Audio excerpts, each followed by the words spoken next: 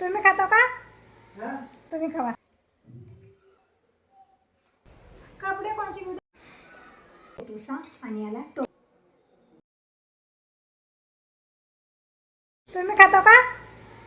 तुम्ही खावा. मी बघून आलो. हो का?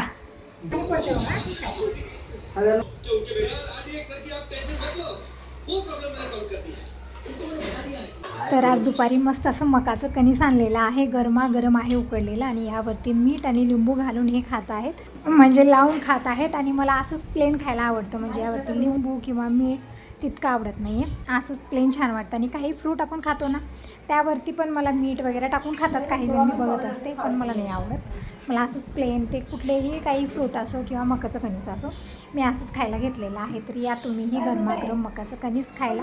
इकडं कणीस खात खात आमची चर्चा पण सुरू आहे, म्हणजे आता काही दिवसात आम्हाला जायचं आहे देवस्थानी. तर मी म्हणलं कुठले कपडे घेऊ, काय घेऊ ते सांगा. तर म्हणतात मी येणारच नाही आहे. अचानकच असं यांचं होतं ना, म्हणजे काहीतरी विचारायला गेलं की मग त्याला दुसरंच काहीतरी सांगणार. म्हणत आहेत आता मला यायचं नाही, तू आणि बाबा जावा, दोघंजण जावा, माझ्या नावाचे कपडे घेऊ नको, काही आवडू नको. तर मी म्हटलं असं प्लॅन चेंज करू नका, कारण सगळं तरी तयारी झालेली आहे, जायचं तरी आहे, पण असंच म्हणतात की यायचं नाही, हे नाही, आणि अचानकच म्हणतात की हे घेतलं नाही ते घेतलं नाही, मग तेव्हा आपल्याला पंचायत होते. मी तेच म्हणते, पावसा पाण्याचं मला अगोदर सगळं सांगा की किती जोड तुमचे ड्रेस घ्यायचे. कारण पहिलं जेव्हा अगोदर गेलो होतो, म्हणजे आता 2 वेळा आम्ही गेलेलो होतो. पहिल्यांदा काशीला गेलो, परत रामेश्वरला गेलेलो होतो गेल्या वर्षी, आणि आता परत काशीला जायचं आहे, म्हणजे 3 वेळा जायचं असतं. तिथली वाळू पाणी आणायचं, इथं महादेव स्पेंड करायचं आहे. काशीचं रामेश्वरला नेलो, आता रामेश्वरून काशीला आणलेलं आहे, म्हणजे असं एक नेम आहे ते. आता आम्ही 3री वेळ जात आहोत. तर तेच म्हणत होती की काय काय घ्यायचं आहे, काय काय नाही, तेच वेळ टाईम सांगेन. तर इव्हनिंगचे 6 वाजलेले बघू शकता, थोडासा अंधार झालेला आहे, इथं लाईट आहे मग थोडासा उजेड आहे. तर मला ना आता डब्यामध्ये सगळं भरून ठेवायचं, जे डब्बा मी तुम्हाला दाखवलेला होता ते इथं ठेव. तर हा बघा डब्बा, यामध्ये सगळं टाकून ठेवायचं आहे मला, हळदी कुंकू, म्हणजे आता जायला जास्त दिवस राहिले, फक्त 8 दिवसामध्ये आम्ही जायला निघणार. तर सगळं यामध्ये काढून ठेवते.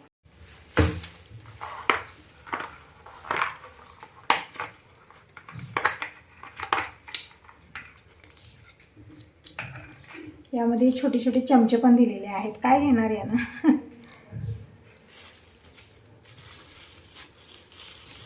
तर इकडं बघू शकता सगळे कवर मी पॅक करून ठेवलेले होते, हळदी कुंकू, तांदूळ, विविध गंध.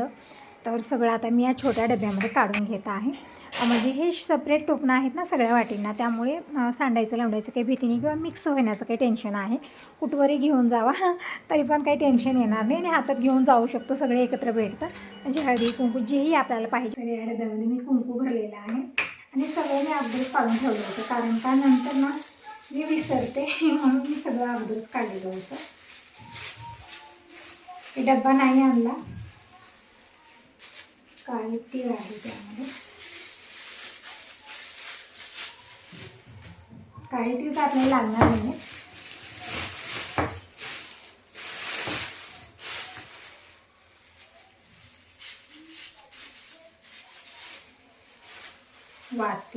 वाती करून ठेवलेले होते मी अगोदरच. तर एका डब्यामध्ये वाती कसं घेणार आहे, वाती समजत नाही आहे मला. मी विचार केला की तुपातच भिजवून घ्यायच्या.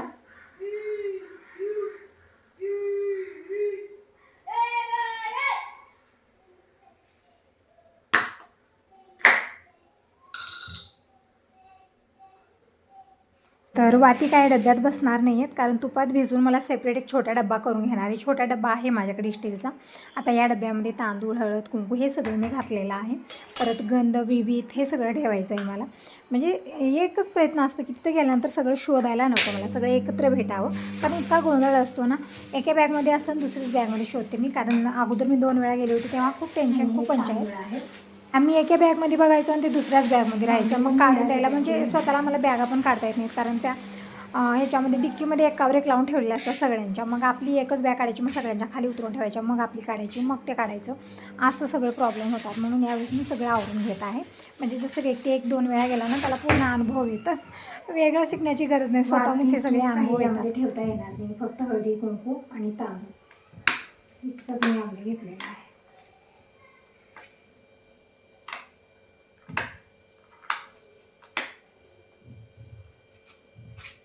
तरी कुंकू हळद सांडतं का ते बघत होते मी. तर काही नाही, एक टोपण जे आहे ना ते लूज आहे. तर आता हे दुसऱ्या ह्याच्यामध्ये डब्यामध्ये मी काढणार आहे, कारण ते सांडायची भीती आहे, कारण स्वतःहूनच त्याचं टोपण निघत होतं. तर सगळं कुंकू एका प्लेटात काढते आणि दुसऱ्या वाटीमध्ये मी काढते आणि मग बघूयात ते पेक आहे की नाही. म्हणजे अगोदरच चेक केलं असतं तर ठीक झालं असतं, इतकी पंचायत झालीच नसती. सगळी कामं दुबारी तिबारी होतच असतात माझ्या हातावर. तर इकडं सगळंच कुंकू प्लेटात वतलं आणि मग मी दुसऱ्या वाटीमध्ये इकडे घातलेलं आहे. आणि याचा तो पण छान फिक्का आहे, म्हणजे निघणार नाही आहे, सांडणार नाही कुंकू. असा आहे डब्बा.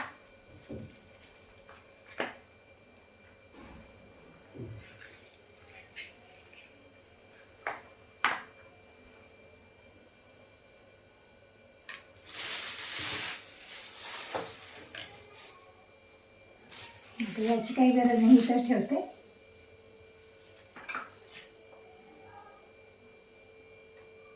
तर आता तुपात वाती भिजवून घेते. तर इकडे डब्बा घेतलेला आहे तुपाचा, आणि एक सेपरेट जे छोटा डब्बा आहे माझ्याकडे, एकदम वाटीच्या साईजचा आहे. त्याला टोपण पण छान पॅक आहे, म्हणजे तूप सांडणार नाही आहे.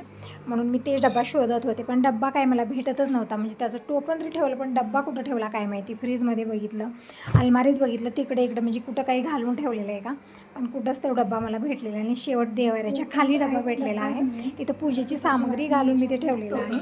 तर इकडं फायनल डब्बा भेटला. तर आता यामध्ये वाती आणि तूप हे घेते मी.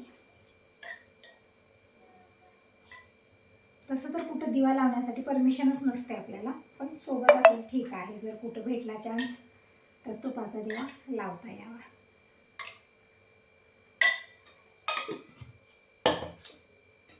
तरी बघा, तूप, वाती,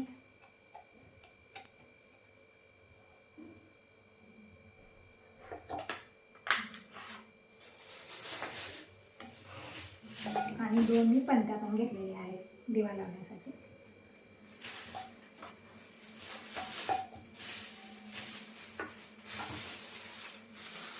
तर ही आहे पूजेची सामग्री. आणि जे काशवून पाणी आणलेलं होतं ते पण मी घेऊन येते, म्हणजे तिकडच्या रूममध्ये मी ठेवलेलं आहे. ते पण सगळे एकत्र ठेवणार आहे, हे आणि काशवून आणलेलं रामेश्वरून आणलेलं पाणी आणि वाळू.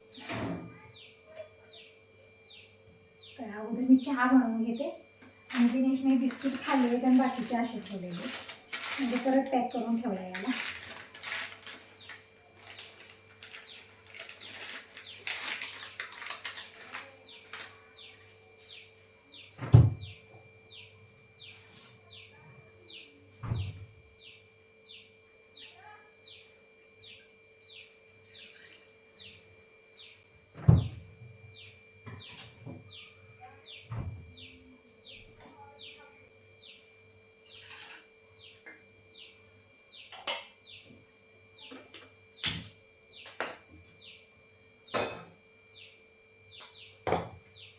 तर हे बनत ठेवला मी इव्हनिंगचा चहा.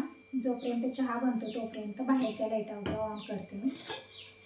परत संध्याकाळी स्वयंपाक करण्याची टायमिंग होतेच.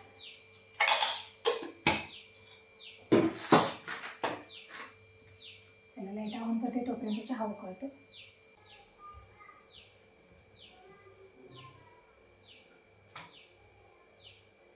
झाला पूर्ण वेळा तुझे.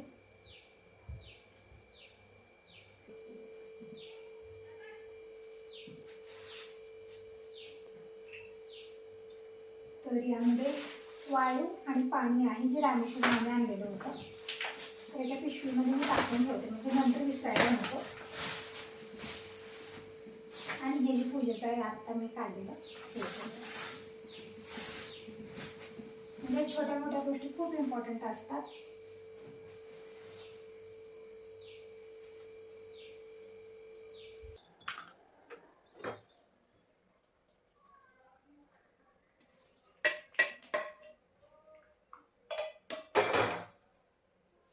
या मस्त असा इव्हनिंगचा चहा घ्यायला. तर निवांत हॉलमध्ये बसून मी चहा एन्जॉय करते.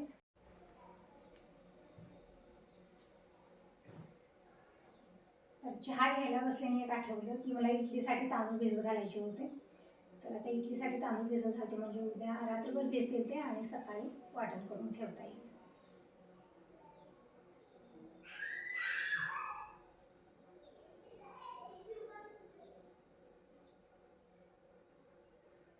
आणि ही घडी बघा, दिसतच नाही. तर आता टाईम सांगेन तर रात्रीचे 8:30 वाजलेले आहेत आणि आता मी करत आहे स्वयंपाक. तसं तर भाजीला भरपूर सारं ठेवलेलं आहे. जसं मी तुम्हाला म्हणत असते की तरकारी भाज्या तितक्या आवडत नाही आहेत, पण डाळीच्या जेही भाज्या बनतात हे माझ्या फेवरेट असतात. म्हणून म्हटलं आज पिठलं बनवूया. पिठलं तसं तर सगळ्यांना आवडतं. आणि इथं ही मुलगी पण आलेली आहे शेजाऱ्यांची. तिच्याशी बोलत बोलत माझी कामं होत आहेत. म्हणजे खूप हसी मजाक करत असते ती. तर इकडं भाजी बनवत तिच्याशी बोलणं सुरू आहे. तर इथं कांदा, कोथिंबीर, सगळं कढीपत्ता सगळी तयारी मी करून घेतलेली, फोडणी तयार केलेली आहे. आणि बिलकुल थोडीशी चिंच टाकली किंवा टमॅटो टाकलं तरी पण चालतं. आणि फोडणी तयार केली, पाणी टाकलेलं आहे. नंतर मी सुके मसाले टाकले आणि थोडीशी कसुरी मेथी टाकलेली आहे. आणि इकडे बेसन घेतलेलं आहे. हे अगोदर एक बेटर बनवून घेते, म्हणजे डायरेक्ट असंच बेसन टाकलं ना गुठळ्या बनतात त्याच्या. म्हणून मी अगोदर बेटर बनवून घेतलेलं आहे या बेसनचं आणि मगच आपल्याला आदनामध्ये टाकायचं आणि छान मिक्स करायचं आहे. एकदम मस्त पिठलं बनतं. आणि रात्रीच्या वेळेत काय बनवायचं हे एक सगळ्यात मोठं टेन्शन असतं, कारण जास्त बनवलं खपत नाही आहे. पिठलं किंवा मोकळी भाजी किंवा थोडीशी तरकारीची भाजी चालते. तर असं ताईनो हाच होता आजचा व्हिडिओ. आवडला तर लाईक करा, पहिल्यांदा बघत असाल तर चॅनलला सबस्क्राईब करा. आणि हो, नेक्स्ट व्हिडिओ जरूर बघा. आणखीन मला शॉपिंग वगैरे करायची आहे, काय काय आम्ही शॉपिंग केली. म्हणजे आता जाणार होता मी देवस्थानी, तर काही ड्रेस वगैरे मला आणायचे आहेत. तर नेक्स्ट व्हिडिओ जरूर बघा. Bye bye, take care, good night.